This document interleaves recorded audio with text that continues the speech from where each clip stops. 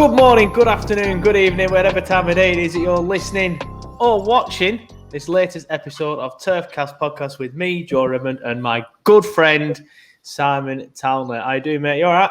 Good, thanks, you? Yeah, not bad, not bad. We are fresh from the emotion of the Fulham game. Yeah.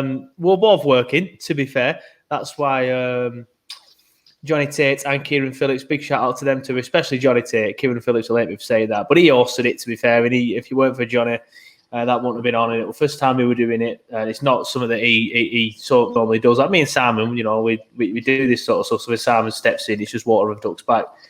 So big shout out to Tate for doing that, and you know, it were really appreciated, and we managed to get the watch along on because of that. But we're not going to talk about the full game just yet. We are obviously going to do the Crystal Palace game first, but first, before we do all that, let's get all the housekeeping out of the way. As you can see at the bottom of your screen, if you're watching on YouTube, and if you're a regular listener, you will know that we are, of course, sponsored by Pitch Sport. It is an app, a football fan hub, they like to call it, and it's because you can go on there and chat to other football fans. You can put your predictions up for games. You can respond to questions that myself and other podcasters put up. You can pick your team. You can just answer loads of questions, do loads of stuff on it, to be honest. And our Irish friend, Quilter, will be glad to know that it's now in the Irish App Store if you're an Irish claret, and it has been for a few weeks. But the point I'm making is that Quilter had a few issues with it. He was putting his responses into the fan time question, and I went reading them out, and he got in touch, and he was like, "Are my responses just shit, and you're ignoring them, or you're not even seeing them?" I said, "I'm not seeing them."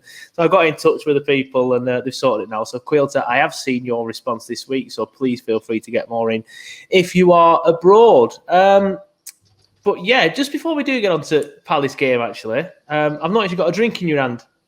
What are you drinking? 7-Up. 7-Up? God, I thought it was going to be something good. With some whiskey at the bottom of it. Well, yeah, that's better. Whiskey and lemonade, you dig. 7-Up. Fair enough. Yep. I'm on the a homage to Chris Wood. Not really sure why. He's not played for a while. A New Zealand Flavorly Ale. I had a USA one last night. That's my beer, but because they're only small cans, I've got 2 out, and that's my one for later in the podcast. Don't even know. Arcade 4 Beer Works.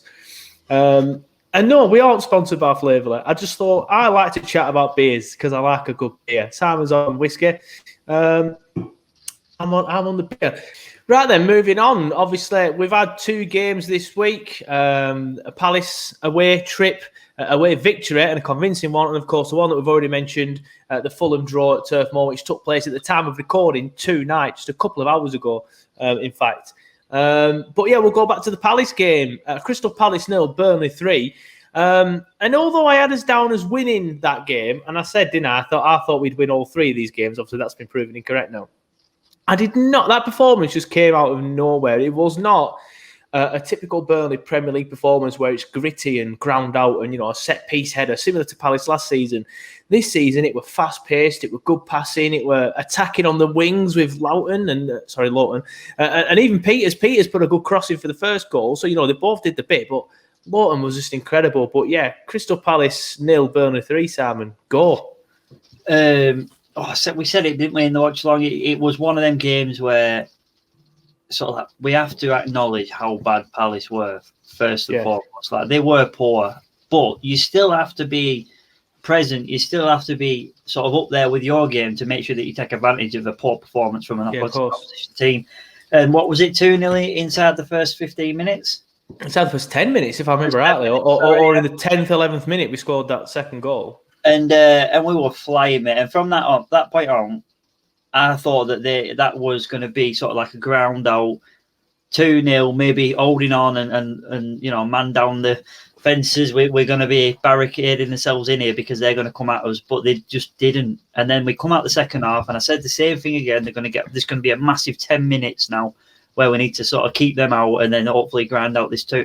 Fucking went and scored, didn't we? And you know, the Chesterfield Cafu, as you aptly named him on TurfCast, which is a belter of a nickname, he's just continued that form and excelled it to another level in that game. It was unbelievable. And got in Team of the Week, I think, in the Premier League as well. Yeah, well, he didn't just get in Team of the Week. He was named the Who Scored Player of the Week. And I don't ever remember. I'm sure a Burnley player has been named that at some other point. Excuse me, especially the likes of Tarky and Pope last season, but I've never seen a Burnley player be given that. I must have missed it if they had. But yeah, let's talk about Lawton, because obviously you know him. I've met him a few times through you. Obviously done the interview on TurfCast as well. And he was getting some stick last season. I know we've done this already, but I want to do it again because he were absolutely insane. And he played okay again tonight against Fulham. He went all Chesterfield Cafu tonight, but I think Fulham didn't really let him do that. But he still played well. But yeah, he's got some stick in a few years. And even when I put a tweet out a few weeks ago when his form started picking up, someone shared it and put something like, I don't know I've said this already in the podcast, but I want to say it again because I'm proven even more right with his performance against Palace. Said, lads had a couple of good games and stuff like that, and now everyone's singing his praises. But the point I'm trying to make is how good it is to see him playing well again, considering some of the stick that he got over the last season, really. Yeah, to echo what you're saying, really, it frustrates me a little bit because he's had probably half to maybe a full, if you're being super critical, season where you could question his performances, but certainly not his commitment, and certainly not over the 5 years has he been anything other than a good player for us. But this last sort of 10 games, he's been exceptional. He's been another level. And it's buzzing to see. Obviously, I like people doing well, especially anyone. If you know him, doesn't matter what job it is, you want to see your mates do well. So I'm buzzing for him that way. As a Burnley fan, it's exciting. We've got 2 wing backs now. We've got Charlie Taylor come back for the Fulham game. We've got Matt Lawton. If Matt Lawton can continue his form, Charlie Taylor pick up where he left off, we're a serious threat again like we used to be. Because most of our goals in previous years have come from wing backs crossing the ball, or Westy dropping back and doing a deep cross.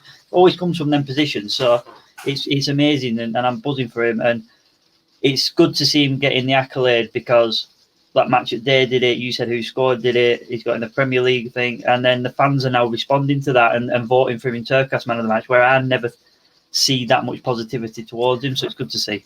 Well, he's the first player this season to win the prestigious TurfCast Man of the Match award 2 games in a row. He is the first person to do that.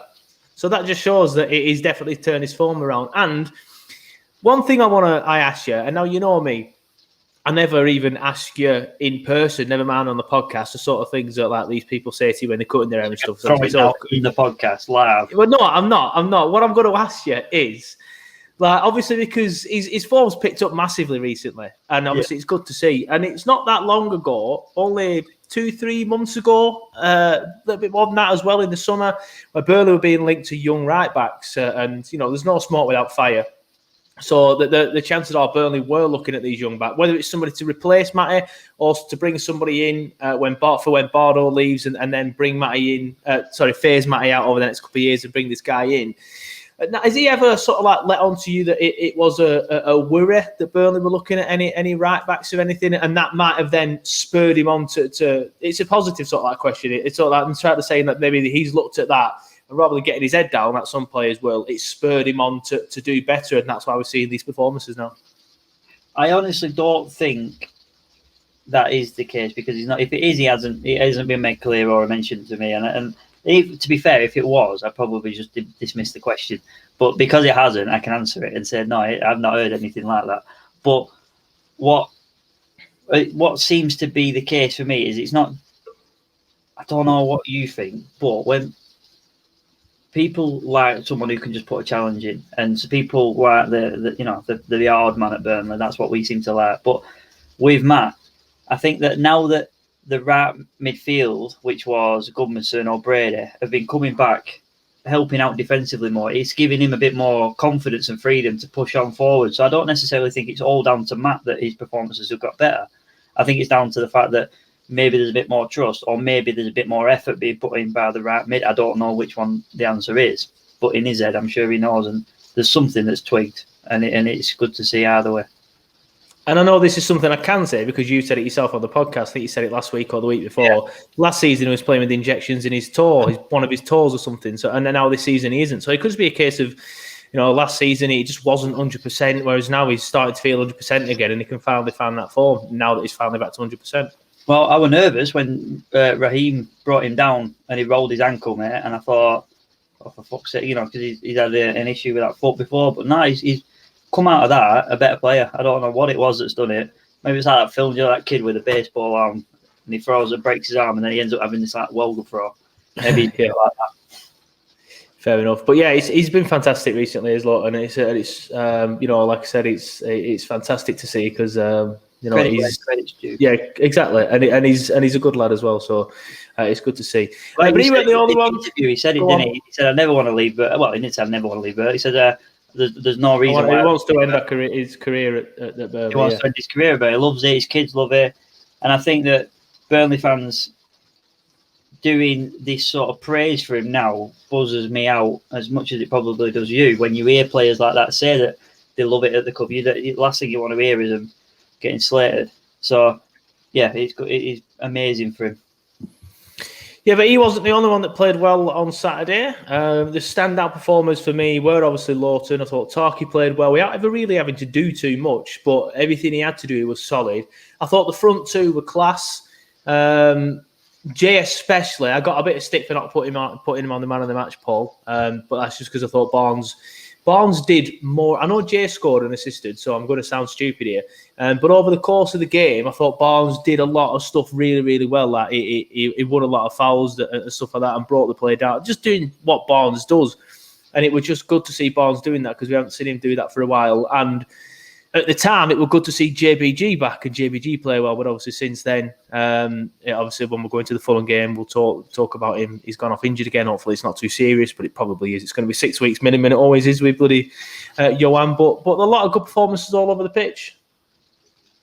Yeah, it was the best performance of the season by a mile. The fact, for many reasons, it were away from home. No individual sort of poor performances. We clicked in every department. Nick Pope still had 3 or 4 saves to make. I mean, granted, you'd expect him to save them, but that's because the defence is doing its job as well. So there's a positive in that. Defence has done its job. They forced a shit shot or a shot from outside the box, which you would expect Nick to save, and he did. And I've just got the what do you call it? City game on behind me, and Pickford's just had a rocket fired at him, and it's gone through his hand. And I'm not saying that was an error by any stretch of the imagination, but from outside the box doesn't necessarily mean the keeper's definitely going to save it, is what I'm saying. Yeah, fair enough. Yeah, that's what we thought of the game down at Selhurst Park. Crystal Palace 0, Burnley 3. But let's hear what the Burnley fans have to think with fan reaction. Heath and Martin, New Zealand Clarets checking in after the game. Well, I'm looking forward to the Burnley game later on today. No, wait. What time is it? Wait, we've just played, Martin. That was it? That was us. I thought it was Man City in yellow. No, that was us. Oh. 3-0 away at Crystal Palace. Thank you very much. We'll take that. In all seriousness, what a magnificent performance. Brilliant. We had a great performance second half against Villa, second half against Brighton. But I think that capped it. Let's not talk about the Bournemouth game. Oh, no, we can bin that one. But actually, if you think about the second half we played against Brighton, we just carried on from there. Absolutely. The structure was good. I'm trying to think of any weaknesses, any players that didn't come to the party. I can't really think of anybody. No. I mean, McNeil gave it up in some dangerous places earlier on, which he's apt to do, but he was good in the second half. Great in the second half. I was extremely pleased with the way J-Rod operated up front. J-Rod had a good game, no doubt about that. They all played well. They all played really, really well. Taki was, again, brilliant at the back. Yeah. But Matthew Lowton, I mean... What a goal. What a goal. And he's been arguably one of our best players for quite a while now. Every game he seems to be having he's playing really well. That'll be on the world highlight reel this week. He put he was trying a few of those in the first half. He was trying to get forward more, which is good to see. But that was a really, really good finish. A lovely chip as well over from J-Rod. Well, yeah. Yeah, he set it up for him he beautifully. Was big today. Yeah. First goal, I couldn't believe 2-0 up away from home inside 10 minutes. Wow. Goodness me, I was pinching myself. I was.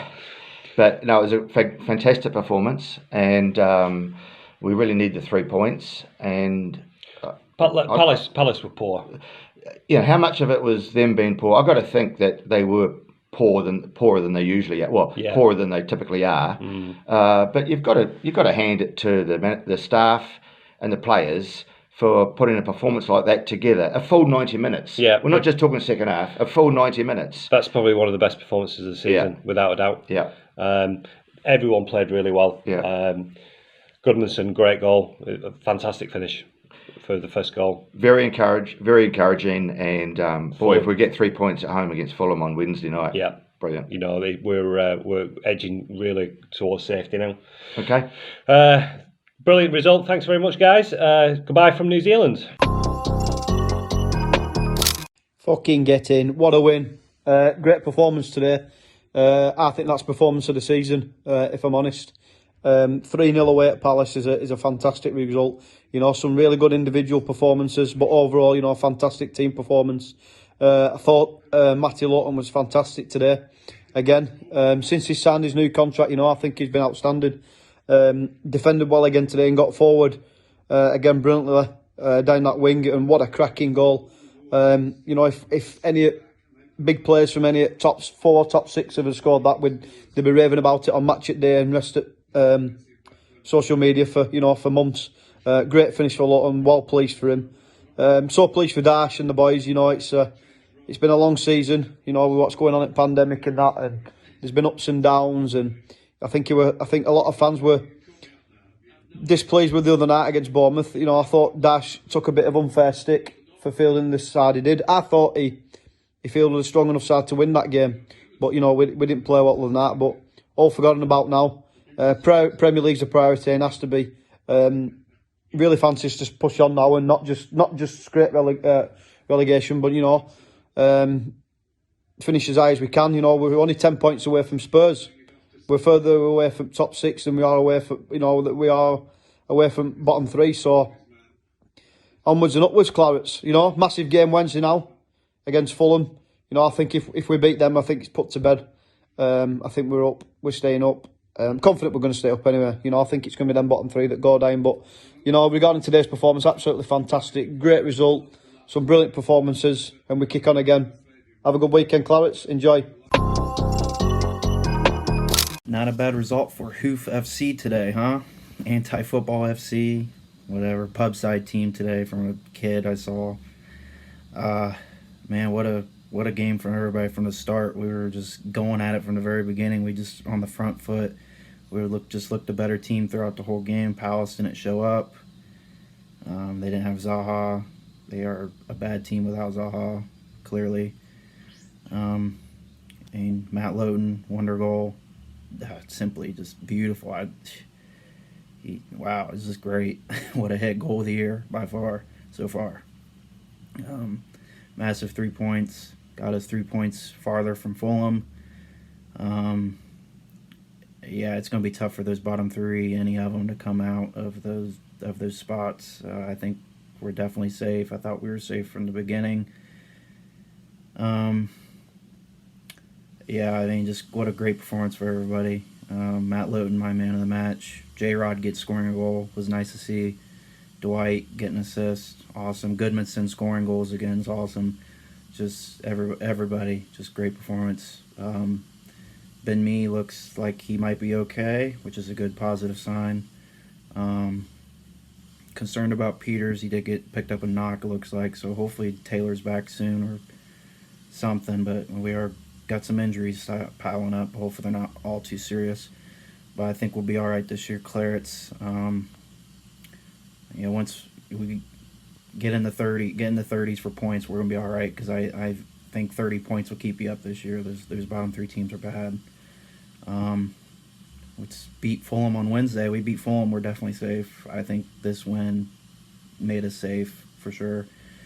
But massive points, massive win, best performance of the year as well. Lowton, man of the match. Just all around great team performance. Up to Clarets. Get in, lads. Afternoon, Clarets. Palace post-match.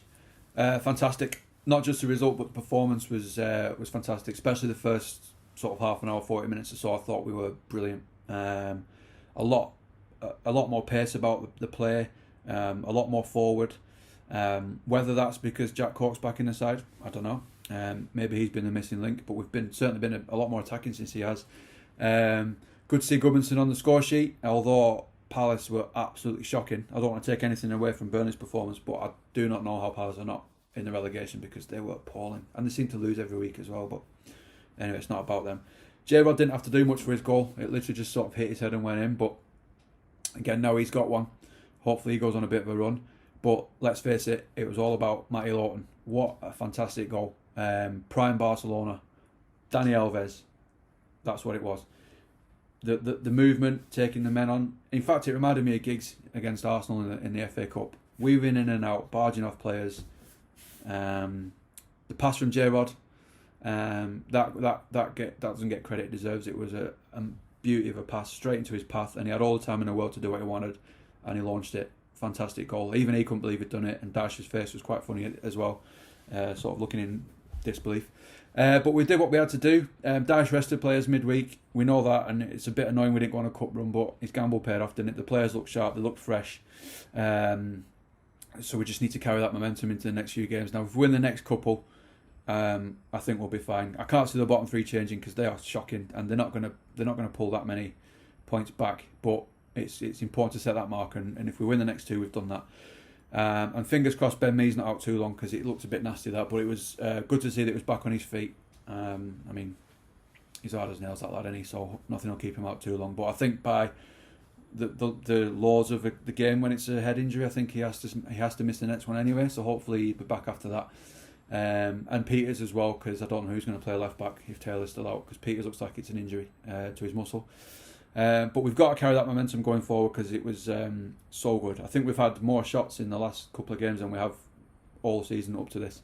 So let's hope it carries on. Dare I say it's all clicking into place? Fingers crossed. Let's push on. Up the Clarets. Hey up Clarence! How we doing? Anti-football here? So, what a piece of piss that were down at Palace, eh? Bloody hell! Easy! Bloody hell! I've never been so bloody chilled out watching a Burnley game in Premier League. God! We had it wrapped up in first 10 minutes, didn't we? I was laid back on my bloody Champs-Élysées, smoking a fag. I thought, well, that's that sorted, isn't it? I almost fell asleep. I thought, well, what a good do. Easy afternoon. Now we just need to beat Fulham and West Brom, and I reckon we're safe, aren't we? Should be. I don't know. Anyway, what about that bloody goal for Louts? What a belter that were, nearly ripped back at net out, did it? Makes a right good sound and all, doesn't it, when it clatters back at net. Getting that extra bit of, have a bit of that. Cracking goal. Yeah, good stuff. A bit of a worry though, weren't it, with Ben? Oh, bloody hell, he was getting clattered left, right and centre in that game, weren't he? Oh, I don't know, it's just, he puts himself in there, doesn't he? Don't give a fuck, just get that fucking ball away from my net. I don't care if you knock me fucking head off. Jesus Christ. Anyway, thank fuck he looks alright anyway afterwards. A bit of a scare, it's frightening anyway when you see him stretching off like that. Oh, with all stuff round their head and... But they've got to do what they've got to do, haven't they, to make sure they're alright. Anyway, he's been of hard stuff into our Ben. So, I expect him back for Fulham game. And hopefully we can give them a good pelting, keep them down in the place, and secure our Premier League status again. Alright, that's about as much I'm going to say on that game, really. Too easy. Fuck all happened. We won. Piece of piss. 3 goals. Brilliant. So there you have it. That was the fan reaction from Crystal Palace 0, Burnley 3. And if you're listening to this on Thursday the 18th of February, which is obviously when we'll start again, when we will be releasing it, then there's still time to send your fan reaction in for the Fulham game. Obviously, me and Sam will talk about the Fulham game. Sorry, go on. Talking of the scores, by the way, did you see it? I think it was Chris Borden or Daz Bentley, one of the two on Twitter, that shared it, where he said Crystal Palace 1, Burnley 3. That was the first error that I saw in the media. someone, it was like quite big. It was like a BBC or someone like that. Put Crystal Palace 1, Burnley 3. And then the second error was the more obvious one that happens more commonly than ever. It was the Barnsley one. Crystal Palace 1, Barnsley. Oh, no, it was Barnsley. Barnsley against Chelsea, that in the cup, Chelsea edged past Burnley. But when they played him in the cup, didn't they? Yeah, I saw that. But yeah, that just reminded me then when you said the score, I was like, oh yeah, it was 3-0, weren't it? Yeah. Like I said, if you are listening to this and you want to get involved in the fan reaction, please do. All you have to do is just send your fan reaction to turfcastpodcast@gmail.com. Just you chatting about the game for a minute, 3 minutes. And I wasn't on the watch along this week, so I might be on it myself this week. I might record myself doing a fan reaction. But actually, just talking about that, I probably won't, so I'm going to talk about it in the podcast now. But before we get on to that, obviously, as I mentioned at the start of the podcast, we are, of course, sponsored by Pitch Sports. And every single week, what I do is I will send a question into the guys at Pitch, just basically asking a question. They will upload it to the app, the website, whatever. And then I will upload that onto the TurfCast podcast social media channels, advertise it on there, and get people to go over to the app to answer the questions. Now, what we do is if you answer the question on the app, we will, of course, read your response out every single time and then discuss your response. Now, I don't think I've asked Simon this question yet, and I'm going to start doing it this way. I think it's better doing it this way, putting Simon on the spot. Every week. I'm going to start throwing it. You throw it at me every week. Well, I'm going to start making this permanent then. This is now permanent. Okay. The question I asked this week was, how many points will it take for Burnley to stay in the Premier League this season? So how many points at the end of the season, so how many points in total will Burnley need to avoid the relegation places? Well, the first answer I would give you was 70 will keep us up, no problem. They're well on 70. But if you mean like what's the minimum to stay up, as the second part context filled out for me. Because I saw the question, I'm going to be sarky and reply to it, but I thought it's not even that funny, so I'm not bothered. But you did it anyway in the podcast. I did it anyway. On a rule of thumb, it's 1 point per game, innit? It is what they say. It's 36 games in there in the 36 points. 38 games, sorry. So 38 points, would be to stay up. We're above that, I believe. Hang on a minute. I ain't seen the table before I start throwing out any stats. I do love a stat. Premier League table. And we currently have a grand old total of, filling in words, 27 points in 24 games. You'd have got away with that if you didn't say it. Yeah, no, that's why I did it, just to emphasise how well I did. 27 points in 24 games. So we're well on the way to survival. I think that every single Burnley fan should look at this and say, this was only ever about survival this year. I know we've had a couple of sevenths, and I know we've had, aiming and wanting to sort of push on now to be that top half team, maybe going into Europe again. But at the end of the day, the amount of players that left in January, at the beginning of the season, the COVID, the lack of a summer, the lack of sort of direction with the board, where we are we being bought, what are we not? Survival is the optimum goal for us this year, and we're well above that. So if we can get 38 points this year, I'm buzzing with that, and I think that will be enough. Looking at the 3 teams in the relegation, I think we probably don't even need that. Yeah, I'm going to say I don't even think we're going to need that. I think 34 at the minute. The only team that worries me is Fulham. Sheffield United have picked up, but they're too far gone. West Brom aren't good enough. I thought when Sam come in and they got a result at Anfield, or they drew. I think they drew with Liverpool. I can't remember, but they got a couple of decent results, and I started thinking, hey, up. But no, they've been shite as well, so they're not good enough. So the only team that worries me is Fulham. But as we record this, they are 8 points away from us, and if we win on Saturday, which, come on, let's be honest, we're playing West Brom. We should be beating West Brom, especially with Ben Mee back. All right, we do have a few injuries now. We are stretched to the limit. We've got Vidra out, Wood out, JBG out now as well. Eric Peters out. All right, he's not first team when Taylor's there. So we are pretty much stretched. But even then, we should be beating West Brom. All right, famous last words. But that'll put the gap to 11 points with 12 games left, 10 games left. Was it? I don't know. I can't remember exactly. I'm just looking now, and you're looking at the forms, for example. Sheffield have lost the last 2. West Brom have lost the last 2 out of 3, drawn the other. In fact, they've lost the last 3 out of 5 and drawn 2 of them that I can see. That's as far back as it's showing me. But Fulham, they won the other day, but they drew against us, drew before. I think they've had the draw specialists at the minute at Fulham. They're drawing a lot. They're drawing a lot.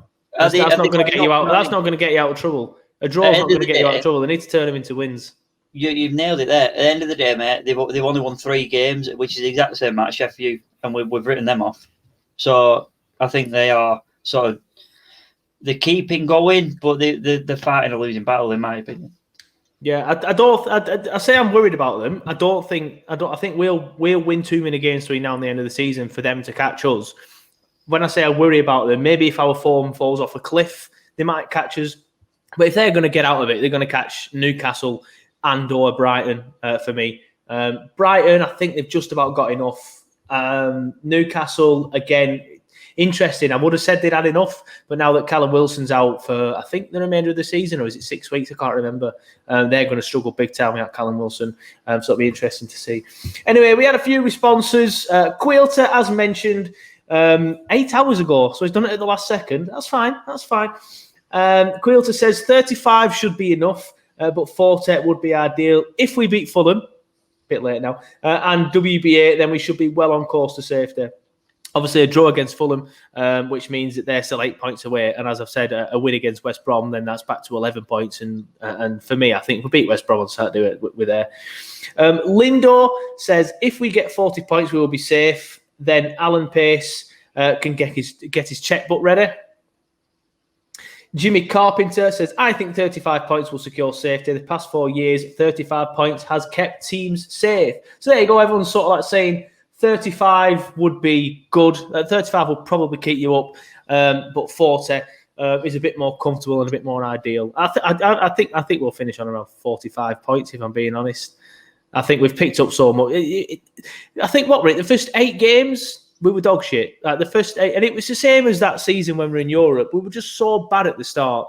And if you if you get rid of them 8 games and just get rid of them, and then sort of like replace them with a form, the kind of form that we are now, and a points total that we're getting over an average 8 games now, we'll be knocking on the door of mid-table, but above teams like Southampton, who, according to the media, have had a brilliant season. We're 2 points off Southampton now after that draw at Fulham. And in the eyes of the media, Southampton have had a brilliant season. They played brilliant football. They're open, expansive, fantastic to watch.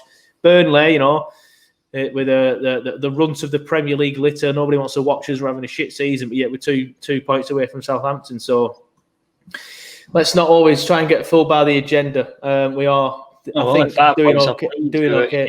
That box for you. Exactly. So, and a win tonight would have seen us 3 points off Leeds, and then a win on Saturday sees us draw level with them. But again, like I've said, it's all about a narrative when it comes to Burnley. And I've said that time and time again, and I do it because I'm trying to make people realise. And people have messaged in now, sort of saying, you're right about that agenda, mate.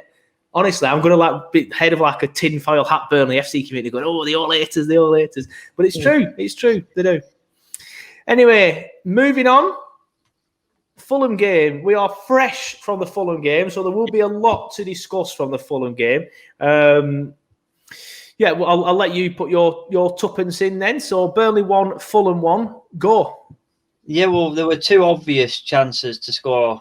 2 clear, very clear cut chances. You got this is just in the first half. Sorry, let me restart that. In the first half, we had 2 massive chances to score. We had the long header, which he's got so much of a connection. I think if it had glazed past his face, it'd have gone in still. But he did it so powerfully. It's just ballooned off him and gone over. I think Ben Mee, not necessarily saying because it's Ben Mee, but if someone like who's playing every week, like Tarky, for example, was on the end of it, he might have had more of a chance. I think he's just gone all guns blazing at this ball, and it's ended up going over, unfortunately.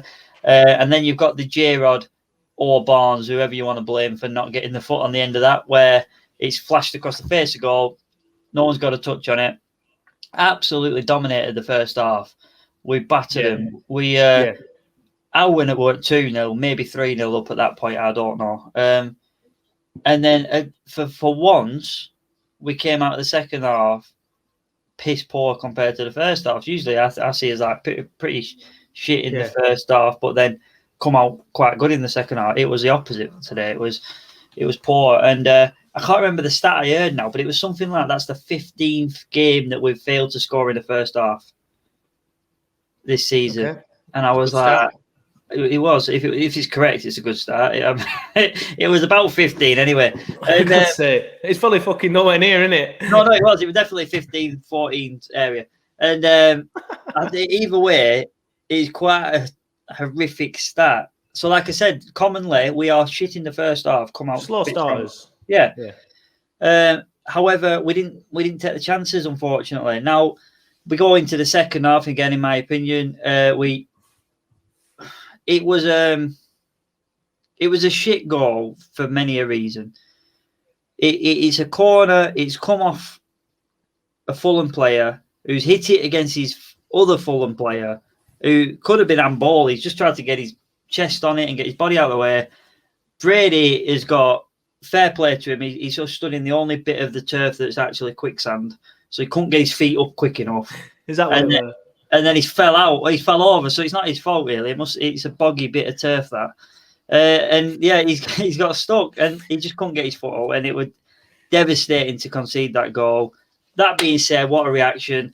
Ashley Barnes, similar sort of build-up, and nowhere near the sort of magnitude, but passing, really good movement. Jay with the ball, the way he let it run, flashed across, similar to that Wigan goal is what I was going to refer to, where we were in that championship year, where it's someone down the wing, flashed across, acres of space.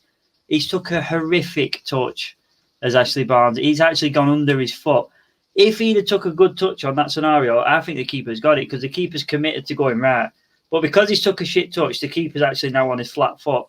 Half dived, Ashley Barnes has got half a goal to aim for on his left foot, and amazingly put it past him, because it was an horrific first touch. But what a response.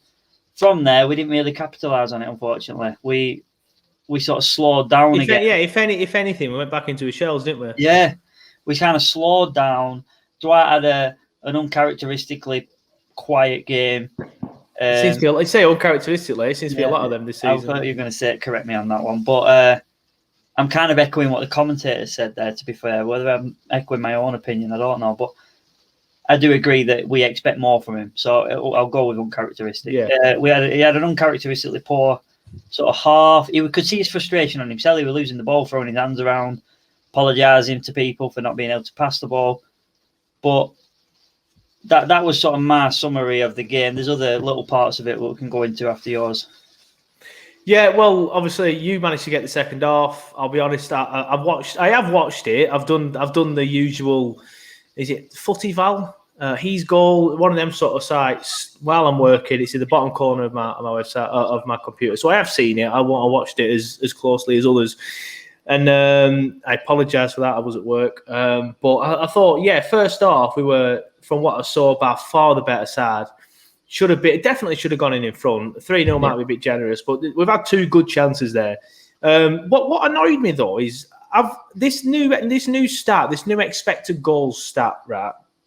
It seems to be all the rage at the minute. People are basing their entire opinion on some brand new stat. Like, people are spouting shit on Twitter just because they've heard of this new expected goal stat. Our expected goal stat, according to Sky Sports, after the first half was 0.4. And we had two very good chances. One which was gaping. It was a gaping hole. Net. It was a gaping net, and apart from the slight touch on the keeper, that's a goal. Now, I slagged Jay off at the time, I'll be honest, but the keeper gets a touch to that, so I can see why Jay's not finished it. He should have finished it for me, but I criticised him like mad at the time. I put on Twitter, for fuck's sake, Jay, something like, you got to be finishing that. But from the replay that I saw at half time, I didn't see it at the actual time. The keeper's got a touch on it, and it's taken it away from him. My opinion of that one is, if you watch the ball flashed across, is it Barnes that's at the front and Jay's at the back?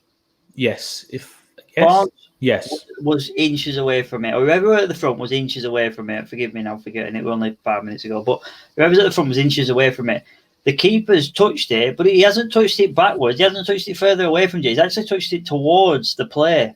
So, yeah, granted, he's got a touch on it, but he's not sped the ball up in any way. He's actually diverted it towards. The commentator said the exact same thing that you're saying, that, the keeper's done well there, he's got a touch on it. But I don't think that touch has impeded us. I think, if anything, it could have helped us. The ball was not for Jay. If it was going to be finished by anyone, it should have been Barnes at the front post. Yeah, fair enough. Great work from Tarky, though. Yeah. Tarky, he did a similar thing. He's liking getting up a bit and staying up. I've noticed he's getting a bit confident of the players around him, that he doesn't need to sort of truck back and get back. He's actually staying up and trying to win possession high up the pitch. He's actually trying to get involved in the play. Yeah, but he's doing things that possibly Southgate has said that we don't do enough of for him to get in the England squad. Well, we'll see with that, won't we? There's a couple of England squads coming up. March, I think, is the next one. Then I think there's one in April, and of course there's obviously the Euros in the summer. Hopefully, but as long as he's wearing a claret and blue shirt, I can't see him getting anywhere near it, unfortunately. But that's a different debate. We've had that one already several times. Let's talk about that Robbie Brady incident then, because you did like to say you were unlucky. You were in some boggy turf. Yeah. Are you taking the piss? Well, but that where he stood on his laces. There has to be he's just not paying attention. He's just not. Again, I'll be honest. I can't sit there and say I've seen it 55 times like a lot of Burnley fans will have done, especially people that weren't working. Obviously, you weren't working in the second half, so you probably would have seen it more. I saw it at the time. I heard the TalkSport commentator shout out Mark Wilson. I know him. Used to work with him. He was a very good commentator. He was saying it's poor from Brady. I was like, right, I'll watch my stream then. My stream were about 5, 10, 15 seconds behind TalkSport 2, which were about a minute behind Twitter, which is infuriating when you're working. And he's just, I don't know what he's done. He's sort of like gone with his left leg when he should have just stayed in the same position and blocked it. And then he's obviously left-footed, we know that. And he's just swung at it aimlessly. And I just think he's not paying attention. I just think he's gone to move out off camera, like to move away, anticipating a touch off somebody else. I'm not sure. But it was just an absolute mess. I think the ball's come in, it's hit somebody, he's thought, right, dealt with, half moved, and then realised that same deflection is actually taking it into the goal. Because, like I said, it was as if he was stuck in mud or stood on a lace, whatever you want. That banter you want to give quicksand. He could not get his foot up quick enough for some reason, because it didn't look like to be a complicated kick. And with respect, you got a guy here with brittle bones who used to have a kick about with lads. I can get my foot that high, so there must be. You can get your foot unusually high though. So, for someone who's disabled, I don't know how high you can get your foot. It's always baffled me that. But what my point is, I think that I would have expected myself to be able to clear that. People complaining. I saw one comment saying, "Oh well, if Ben Mee were in, he'd have cleared that." But that's not Ben Mee's role. Ben Mee's not there on the line. Ben Mee wouldn't have been on the post. Ben Mee would not have been on the post. It's Lawton or it's Brady who's ever on that front post, depending on what game it is. But I'm disappointed, and I hate to say it because I don't like to come on here and say like players, because obviously if I ever bump into him in a hotel, I'm going to look him in the eye. But Brady he's got to feel hard done to on that game, because nothing went for him, mate. It's like, I'm not saying hard done to as in like the world was against, that we're against him, sorry, but I was just thinking like nothing went for him. He couldn't have done it. Nothing he did went right. That's what I'm trying to say. Just to put a bit of context into it, he of course got booked. He gave away a silly free kick. Yeah, he gave away a silly free kick not long after he'd been booked, and then he's had that chance that he's missed that header. He missed the header, missed a goal line clear. He got booked, and then 5 minutes after he got booked, pulled someone who's gone past him. Now that is a booking in any referee, and the bench. If Fulham, like the commentator on my stream I listened to, said if the Burnley players got the Burnley bench got someone booked 2 minutes later, literally 2 minutes after the Brady one, for something similar to what Brady just did, and everyone was basically going. Referees bottled it, Annie, because anyway, it was when Lawton got pushed in the face. It was a nothing push in the face, but the uproar from the bench and everyone around him went mad. Got a booking, so they're basically saying that if the Fulham bench had reacted in the same way, could have had Brady sent off. Then he gets dragged. Now, I called it 10 minutes before it happened. I said it I came onto the watch along and I called it on there, so the proof is there that he's going to get dragged if you're asking me, because It's just one of them games where it's not going well, and he's either going to get himself sent off or there's going to be another error. And unfortunately, it just weren't happening. Harsh to drag him or the right decision? No, I wrote it. I said, in my opinion, I would drag him. Yeah, I agree. He just wasn't at the races for whatever reason. I think his head's gone. And honestly, I think his head's gone. I think he's had so many injuries, and then I think what it is, he's had all these injuries, and then he had that massive one, and he's coming back, and then he's had a setback and stuff, and you know, people sit there and they say stuff like, "Oh, you're on 50 grand a week, it's fine." It's mentally it doesn't matter how much you're on. And you're coming back. Obviously, I'm not a footballer, but wow. You're coming back, and you're about to start on the big stage again, playing Premier League football, and then something happens again. That must be so soul destroying mentally. So I don't fall on this opinion of, oh, you're a Premier League footballer, you're on 45 grand a week, you should be able to deal with it. No, it's going to be difficult to deal with that sort of mental torture, and to then finally come back after 2.5 years after a massive injury and loads of complications, and to start well, because let's remember he did start well. We give Johnny Tate a lot of shit on the watch along, because Johnny Tate turned around and said he's not shit, he's going to be Player of the Year this season, and we gave him so much shit that day because he was poor in that game, and he'd been out for so long, and he'd been poor for so long. But then I brought that up because not long after that, 3 or 4 or 5 games after that, I remember talking to Johnny and saying, "Tell you what, Johnny, you might be onto something here. He's playing really, really well." And he played well for 5 games. And now he played well, but his final ball was always the thing that stopped him having them sort of like man of the match performances or the standout individual performances. Yeah, his final ball's never been there. Since he's come back, his final ball has never been there. Unfortunately for him, whatever's happened at the minute, do you know what it boils down to? This is a clear case of trying too hard. He's not doing things to his natural ability. He's trying too hard to do everything perfect, or do more than he probably would do, to either prove a point to himself or prove a point to the manager. But for me, he's trying too hard, and it's not natural football, because the way he kicked that ball on the line, the way he's getting himself booked, the final ball, because his touch is too heavy. It's like he's like he's on pins all the time, like trying to do a million things at once. He just needs to relax and trust himself maybe more. But tonight was possibly the worst Brady performance I've ever seen. I genuinely believe if we had decent backup and decent squad depth, I genuinely believe he would not pull that Burnley shirt on again. I think he'd go to Celtic in the summer and we'd never see him again, because of how bad he was tonight and how bad he's been so far. Johnny Tate's going to ring me up as soon as he hears this. Yeah, you joking shit. But I think that would be it for him. It was that bad tonight. That one thing that Johnny Tate's just come out with as well, that he believes that we are now making Brady the new Jeff Hendrick, the scapegoat in brackets.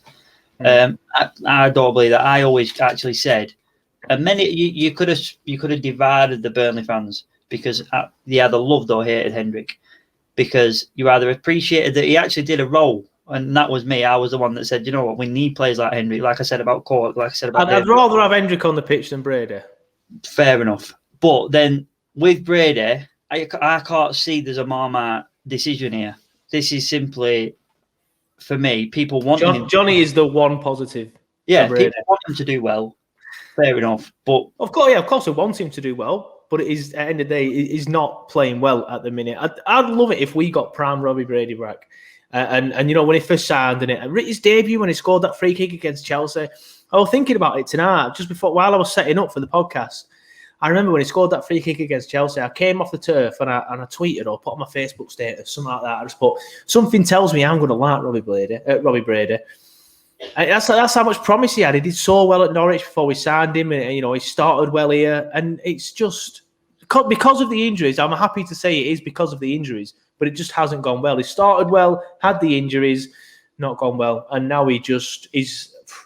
Celtic would be a good fit for him, and even then, I think I don't think he'd last very long there. I think eventually he'd just end up retiring early or something like that. That's my guess. Unless something like going to Celtic will give him a new lease of life, a new chapter, that sort of vibe. I don't know. I think he's got years in him left. I think maybe one. For me, he's out of his depth. Now, is that the way we play football? No, is that the way that we are set up? Maybe he might be absolutely fantastic in a lead side that don't need to defend.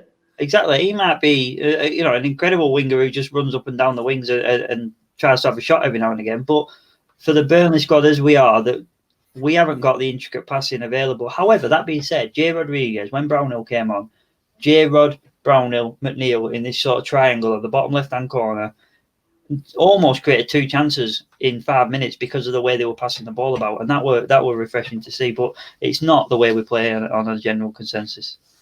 No, and I don't like seeing Brownhill on the right, but I think after tonight and after JBG, he's out for minimum 6 months. 6 weeks, sorry. It always is with Goodmanson. I think that's Brownhill's position now for the next 6 weeks. I'd rather have him in the middle, if I'm being honest, but we don't have somebody to go on the right. So I think it makes perfect sense to have Westy and Cork in the middle now and Brownhill on the right, but I do think he's weighted a little bit. Still don't think that as a negative. No, not necessarily negative. I just think it will be I'd rather have him there than Brady at the minute. So it's a positive in that sense. I saw someone comment they'd rather have Lawton and Bardsley as well. What, in right mid? Lawton in right mid, Bardsley back. What, over Brady? Yeah, because obviously they've Goodmanson injury. Yeah, that's fair enough. I don't want to slag Brady off too much. I think I'm not saying that. Sorry, I'm just echoing other options. Yeah. But I don't want to necessarily go and sit there and agree with that. Is what I'm saying. But we'll move on. At the end of the day, obviously it finished 1-1. Fair result in the end, do you think? Yeah. Yeah, and it's a better result for us, of course, than it is for them, isn't it? Yeah, they needed to win. They put themselves in that position now of must wins on games like this. We're in a comfortable position for once, where we can say, it's just we're not desperately looking to climb the table. We're desperately looking to stay in the Premier League, and not getting beat in these games is more important than we're probably giving it credit for. Yeah, I think, like I said earlier, you keep Fulham at bay with 8 points, because that's the main stat. We are 8 points away from the drop. That is all we need to keep. It doesn't matter how many points we are on. It matters how many points we are away from 18th. And at the minute, it's 8 points. And that's a good thing. Disappointing to see the last 10, 15 minutes, though, where it was just pretty much all Fulham, but that was the vibe on the hashtags and Twitters and socials. But in a game where a draw is a good result for us and it's not a decent enough result for Fulham and they need to win, it's always going to end up like that, isn't it? Mentally, that's always how it's going to happen. You're just naturally going to sit back there, naturally going to push on. But I think we dealt with it pretty much perfectly. Honestly, in the majority of it, even though it sounds like Fulham did the more sort of threatening presses, it was a horrific to watch, mate. Yeah, I'm telling you now. There was long balls, it was headers, it was misplaced passes, it was them trying to run through and we tackled them, us trying to keep hold of the ball for 2 seconds after that and losing it or kicking out of play. It was 15 minutes of chaos as opposed to Fulham really sort of putting it to us. It really wasn't that clear-cut as sort of Fulham were the better team at that point. Yep, fair enough. Of course, this is only where I bring the fan reaction in, but of course, the game has literally just happened. It happened at the time of recording 3 hours ago. So there's no fan reaction at this point. But as I mentioned earlier, if you do want to be on the Fulham fan reaction, there's still time. Send in your reactions to turfcastpodcast@gmail.com. Or if you know me on WhatsApp, just if you have me on WhatsApp, just send it on WhatsApp. Or if you just follow the page on social media, send it to our Twitter page. Send it to our Twitter page, and we can get it off there. It's hard work, but we'll do it for you.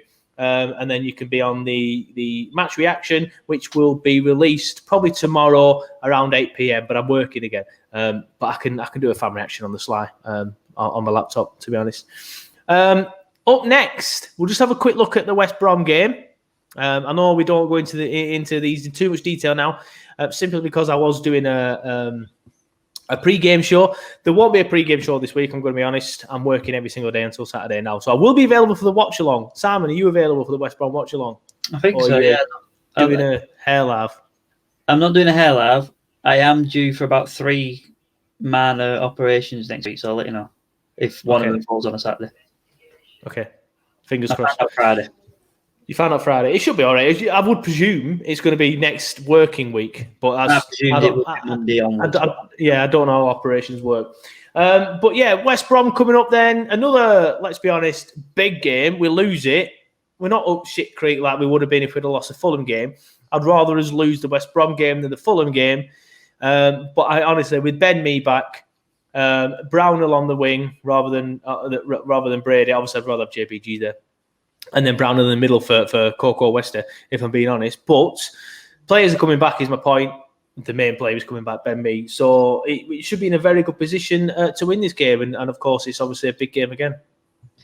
Yeah, this is a different type of game to the Fulham game. Now, granted that Fulham are in a better position than West Brom, but West Brom have an attacking threat that I would consider a threat against Burnley. So that you just said there with Ben Mee being back is a massive plus point, because if you can stop them from scoring, the odds against West Brom are you are going to score against them because they're pretty shit. I mean, they've got Johnson who saves a ridiculous amount of saves. Now, yeah, he's a very good goalkeeper. I'd like to think where they would be without him. I think they'd be rock bottom, even miles away from Sheffield United. They are very poor without him. Top keeper, probably putting himself in a position to take over Henderson in that third spot at England at the minute. That's how good I think he is. But what about Darlow at Newcastle? We'll just quickly get on that. I think he's next, isn't he? Yeah. Fuck Darlow. Johnson. Okay, fair enough. Good debate. Fuck Darlow, right there. Johnson or Heaton if he were playing. But tell you what, when West Brom go down, we'll have Johnson. He can sit on bench for a year, then Pope can go Man United afterwards. There you go.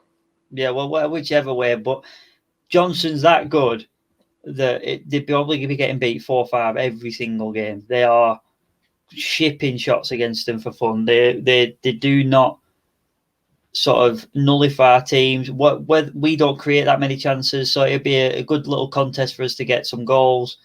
But they do have threats up front. I've watched them play a few games. I watched them against United, mate. They put that with the best performance in a long time. But United still had 3 or 4 chances where you think, fucking hell, he should have scored there. Yeah. So even though that was 1-1, an on-form United should have scored. And it's not like I'm saying United are comparing us to United and saying we should create as many chances as them, but the chances they missed were Burnley would have put them away. That's how ridiculous it were. So I do think that they are a different sort of beast now that we have to consider. But I do think that we're more than capable of beating them with Ben Mee at the back. Yeah.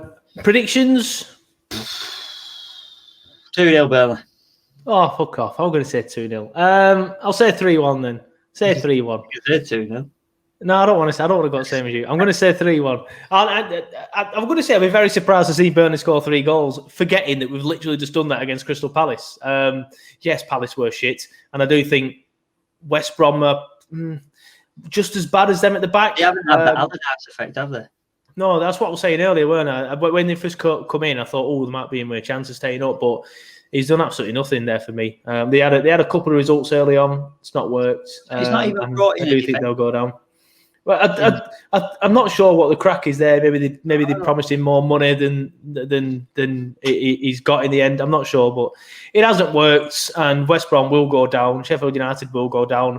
Fulham probably will go down. If it's not Fulham, I'm very confident at the minute it's not going to be Burnley. If we lose against West Brom, I might change my mind, because then we've got Tottenham next after that, and then a few tough games, I think. But I think we'll beat West Brom, and I think the gap will then be potentially 11 points, but Fulham have Sheffield United at the weekend. So, tell you what, if we beat Tottenham, I know that's for another podcast, but fucking someone will be at job centre at weekend after that. Yeah, well, it'd be good to see him get sacked. I don't mind Jose, to be fair, so I'm not saying it like that. I actually really like Jose, to be fair. I think for me, he's one of the best managers. Obviously, there's Fergie in the Premier League era. There's Fergie and then there's Jose, and obviously there's Pep as well. But obviously Klopp now, I suppose you can put Klopp in a similar sort of bracket underneath them. Obviously Fergie's far and away the best, but he's talked about as one of the best managers. And I like his personality as well. I love the fact that he always has a media on strings. I love him. I think he's class. But it's always good to see Burnley stick one on a team and then sack the manager the week after, because they're so distraught that they've lost to little old shitty Burnley. I honestly, when we beat United at Old Trafford, I thought Ollie would have been sacked, but Obviously, How much do you miss though being on the turf for games like that? Way sacked in the morning. Yeah, that was class, wasn't it? And obviously, it's nearly a year now. I can't remember the exact date of the Tottenham game. The Tottenham 1-1 was the last game at Turf. And I was thinking again about this earlier. When I'm at work, I don't do much. I just think. And I was like, did you ever at any point in your life think that you would go a year without going on the turf? It's just mad, isn't it? Yeah, a full year. It doesn't feel like a year at all. It doesn't feel like I haven't been on it for a year. I tell you what, everyone who's listening to the podcast and watching it on Facebook, we need ideas for a year anniversary of No Turf, like where we all get together or something, and we all do the watch along on. I've got an idea, to be honest. I have got an idea, and I'm going to tell you off air because people will steal it. So I'll tell you on COD later or on a text. I have got an idea. I'm not sure it'll work on a VODCAST, but it'll definitely work on a podcast. So we'll see. But yeah, I have got an idea. But anyway, that's pretty much it. We've done the Palace game, we've done the Fulham game. We've both predicted wins in the West Brom game. Is there anything else you want to add? No, mate. Shout out to Simon Marus again, who rang me today. He said, always enjoys. He said, it's very strange listening to your voice. I said, why is that, mate? He says, because usually when I listen to it, I'm nodding off in bed. So I'm like, nodding off in bed. Yeah, I'm glad we bore you to sleep, Simon. we are sort of when you put your Netflix on to go to sleep to. Yeah, that's what we are to. Yeah, we are. Fair enough. Well, Simon, if you're listening to this, I hope you have a very nice sleep and it's all relaxing and wake up in the morning. Yes, wake up in the morning feeling refreshed and energetic. There you go. I'm going to start a new sleep podcast just for Simon. With deep bassy tones.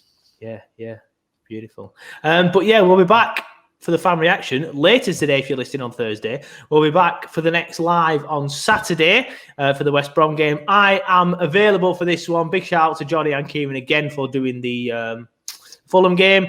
Simon's probably available, so Johnny will probably be available.